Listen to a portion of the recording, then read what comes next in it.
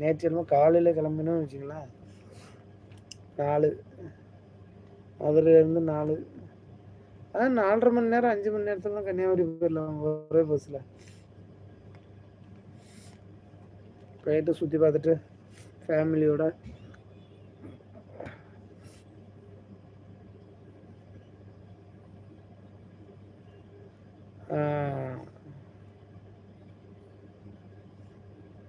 திருவள்ளூர் சிலைக்கு போயிருக்கிறேன்.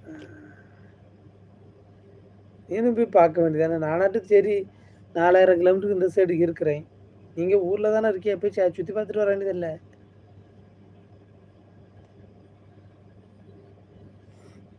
போய் பாருங்க, சூப்பராக இருக்குமா.